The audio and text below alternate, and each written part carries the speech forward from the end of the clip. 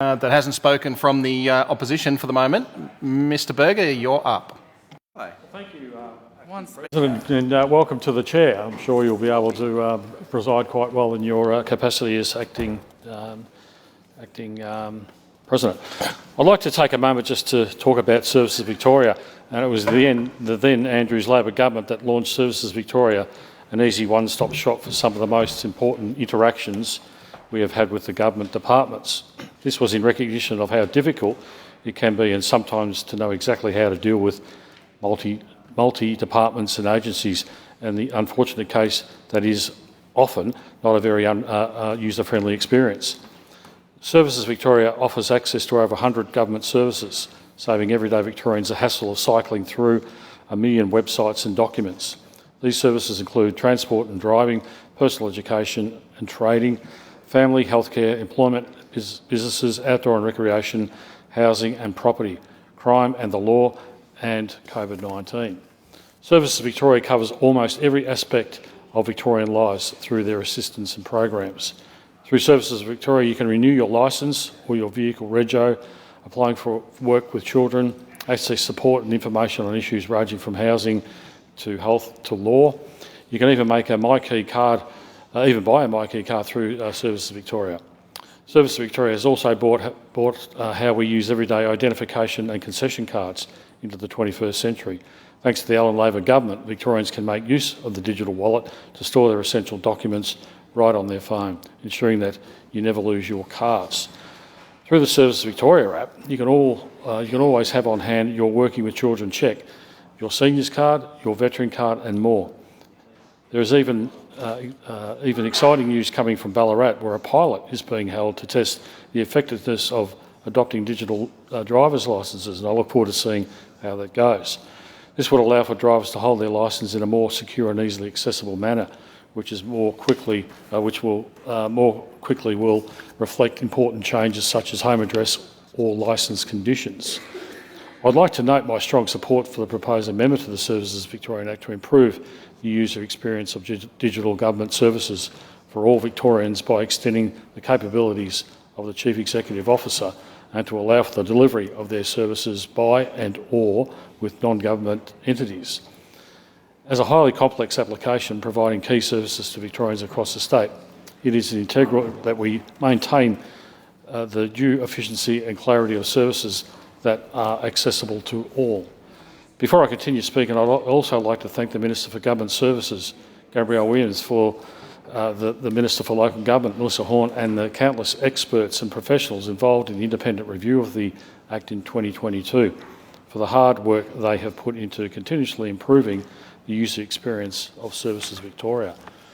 As a government, we are all too aware that those who make the most of use of our support services are the most vulnerable Victorians, those in crisis, struggling with their physical or mental health, and more difficult circumstances that can upend our lives. A centralised and accessible point of contact for these services can be a lifesaver for many Victorians doing it tough, and this is what Services Victoria provides. Let me outline for you the myriad of benefits and assistance this crucial service provides for Victorians. And I'm proud to say that last year, the then Andrews Labor government extended our sick pay guarantee program to 400 more eligible jobs. And since its introduction in 2022, over 76,000 casuals and contract workers have signed up to the scheme, with over 1.8 million sick hours and carers leave covered with fair pay. Services Victoria handles applications from this key program, ensuring that casuals and contract workers never have to choose between recovery and paying their bills. This program highlights how crucial it is for Services Victoria to be efficient and accessible for Victorians doing it tough, and it's a big part of the reason I strongly support this amendment. For eligible households running on solar energy, Services Victoria will allow you to apply for a rebate of 50% off your hot water bill for up to $1,000. And that's up to $500 you can get off your household bill. Certainly not a number to turn your nose up at. Of course, Services Victoria also provide rebates and loans for homes to access a solar panel system or battery, making these further savings more accessible to Victorians. And Services Victoria can direct Victorians to a range of discounts and rebates available relevant to you through their savings finder. In what we know to be a time of cost of living pressures, this service is absolutely essential for Victorians who may be doing it tough. Services Victoria also allows for automatic approvals of permits such as footpath training and outdoor fitness with participating councils, streamlining the process to the benefit of small businesses and the community at large. They will process the application and pass it on to the local council and neighbouring businesses if you're intending to use the footpath or training zone, making the process much easier for businesses and recreational organisations. And not only can Services Victoria assist you with accessing key government services, there are also countless benefits to be found and utilised. Get Active Kids is an incredible program that allows for families to apply for vouchers which can help Victorians afford club memberships, fees, uniforms and equipment. Just last year we also introduced the Veterans Card, which can be accessed through Services Victoria, with exclusive benefits including a $100 car rego discount, free public transport on Anzac Day and Remembrance Day, free trailer and caravan rego, free boating licences, a fishing licence exemption and access to veteran employment programs. Services Victoria is a cornerstone of our support services, servicing over 15 million activities in the past financial year. And the countless benefits that this service provides is clear through all I've spoken above. But for Services Victoria to achieve its full potential, for Victorians in need, the digital interface must be efficient, straightforward and navigable. This amendment intends to more strongly clarify the purpose of Services Victoria and strengthen the service provision capabilities through extending the powers of the CEO and allowing collaboration with non-government entities. Dr Claire Noonan has cited Australia Post as a possible collaborator, as mentioned by the member for Preston in the other place. I thank her for her invaluable insights on digital service provisions provided to the Parliament in 2022 through the independent review of the Act. This review engaged over 40 stakeholders, analysed over 100 documents and provided detailed research through domestic and international case studies. This work is integral to the improvement of the Allan Labor government intends to make to Services Victoria through its amendment to the Act. The basis of this amendment brought to the Council is on the recommendations of the independent review. Through this amendment, Services Victoria will be able to deliver more digital services, provide more flexible and accessible identification verification, create pathways for more varied partnerships in service provisions, and define information management practice in accordance with the revised Act, key for a service provider that provides electronic identity documentation. The bill clarifies the purpose of the Service Victoria by amending the definition of customer service function, explicitly acknowledging Services Victoria's ability to issue an authority or official information document and to receive or make a payment.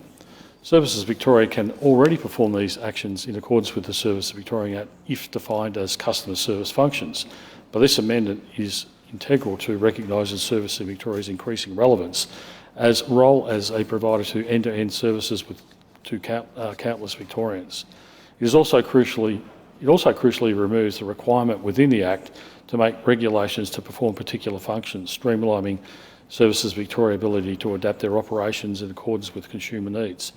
As noted by Minister Blanthorne last week in the introduction of this bill, these amendments do not interfere with consumer right to privacy, despite an increasing scope for access to information, and thus negates any potential concerns regarding this amendment.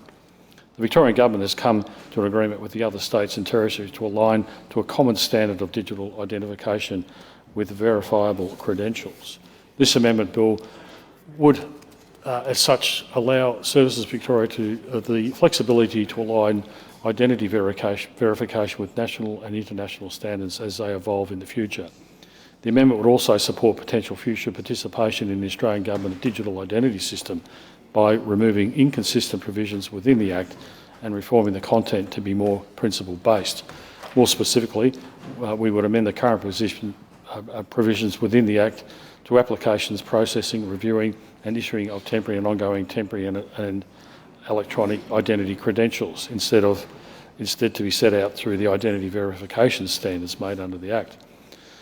As we trend further towards a more interconnected country and within a global sphere, allowing for adaptable and future-proof government services is integral to their success and relevance to consumers.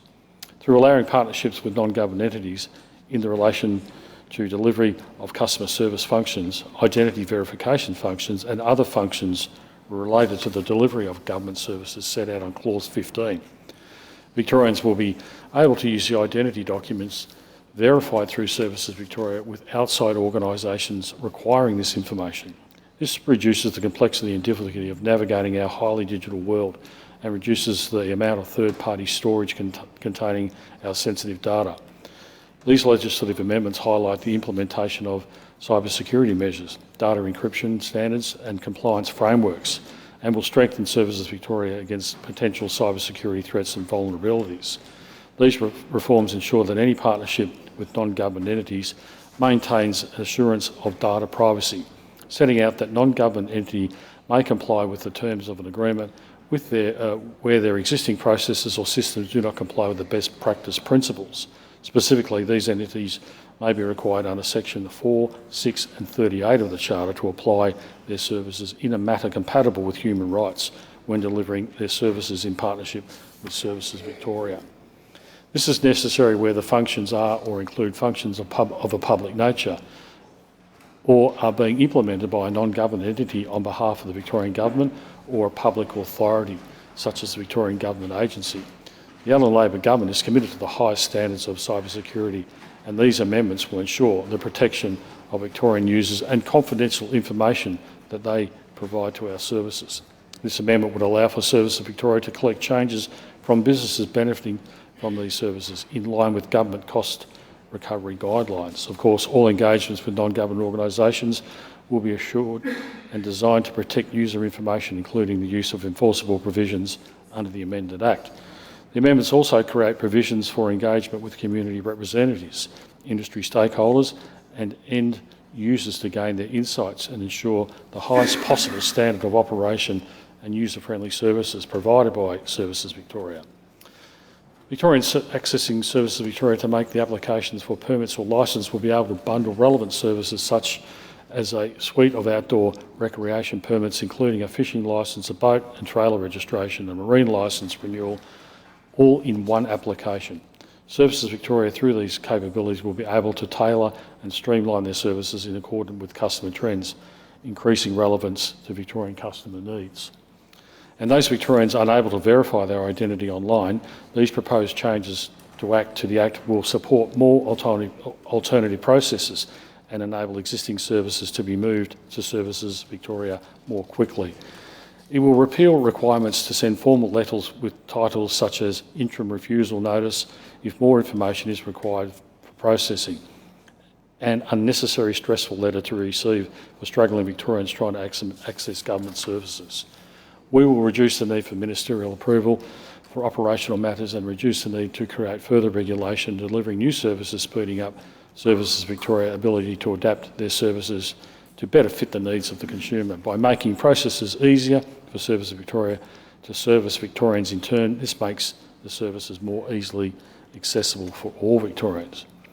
Through this amendment to the Act, we as the government will better enable the implementation of the Victorian Digital Strategy 2021-2026, supporting the goals of our digital strategy of better, fairer, more accessible services, because this is what Victoria deserves. All Victorians, young and old, our most vulnerable, should be able to access all the services and benefits that Services Australia offers. In 2022, we introduced amendments to the Act to address technical issues arising in the COVID pandemic response.